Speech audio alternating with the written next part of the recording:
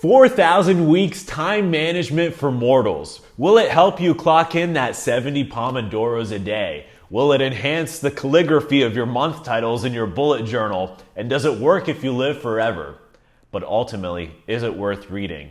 That and more right here in this book review. Let's go ahead and get started. Okay, so why did I read this book? Personally, I could care less about getting any kind of productivity technique.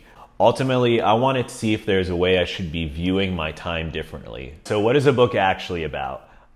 It's pretty awfully titled, so you're not going to find any productivity technique or time management tips in here.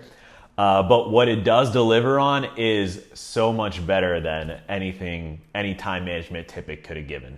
Rather than asking, how can I help you schedule your time better? Instead, we can ask, why do I even want to be more productive? What am I hoping that this productivity is going to accomplish for me? The thesis of the book, as I understand it, is as such. This quest for finally feeling like you have your life in order, finally feeling like if I can just squeeze in a little more, if I can just figure out how to manage my time, life won't feel so busy. It'll finally feel like I'm getting to the things that I want to do. This is just never going to happen. The nature of life is such that we have so many things at our disposal, so many things that we could be attending to, but not enough time to tackle them all. No amount of productivity is going to make you feel like you finally settled. And it's only when we surrender to this idea and accept that we're just not going to get around to everything in life that we can finally settle down. So that's the thesis. Does Burkeman deliver? I have to say this book was wonderfully written. It really reads like a series of essays in which each one delivers an independent idea, but it still ties to the cohesive whole.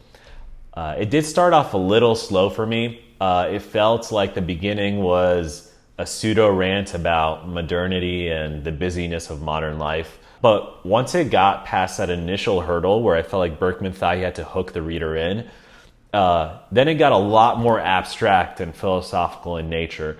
And I found that those abstract ideas, the more theoretical he got, the more I actually enjoyed and got engaged with the work. The book is also surprisingly well researched. Throughout the entirety of the book, he's quoting philosophers both ancient and contemporary. He's quoting psychologists, spiritual teachers, Jesus, and then a Zen Buddhist monk, right? So it's really all over the board. I really appreciated him hitting on the same idea from all these different angles because I felt like some of them kind of went over my head or didn't really emotionally resonate, while others really struck a chord. Is the book worth reading? I have to say yes. For me, it left me with a lot of food for thought, which was exactly what I was looking for.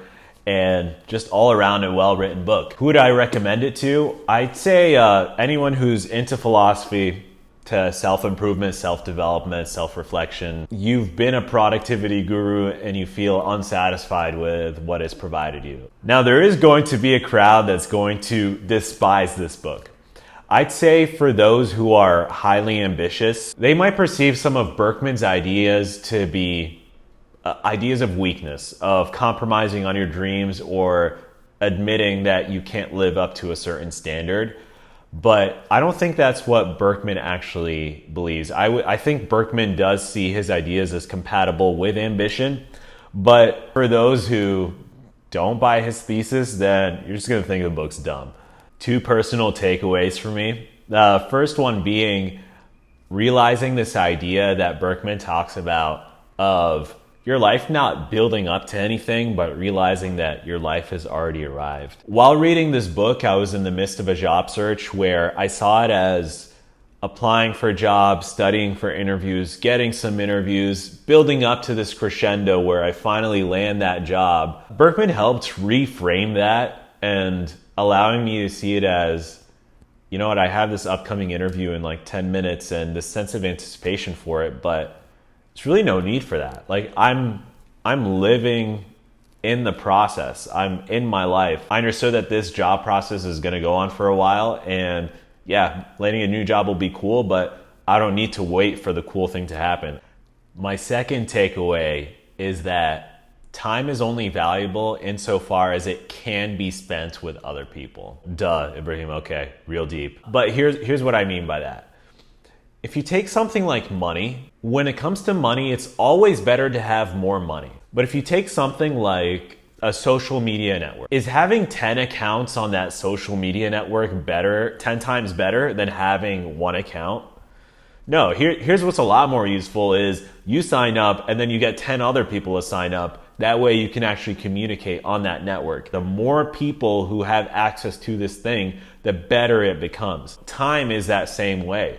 If you have, say, a 3-day weekend, but instead of Saturday and Sunday, your weekend is Tuesday, Wednesday, Thursday, your social life is probably going to be worse off than if you just had the 2 days off along with everyone else. And once Burkeman really put to words this idea, it helped me understand why it is that I despise working remote. Being in the office along with everyone else, I have forced socialization 7 hours every weekday where effortlessly I show up to the office and I can count on other people being there, people that I can get social enrichment from. I go from that to working remote, and now it's gone down to 0 hours of effortlessly being surrounded by people. So moving forward, I'm going to be looking into getting a co-working space to see if I can revitalize that shared obligation time.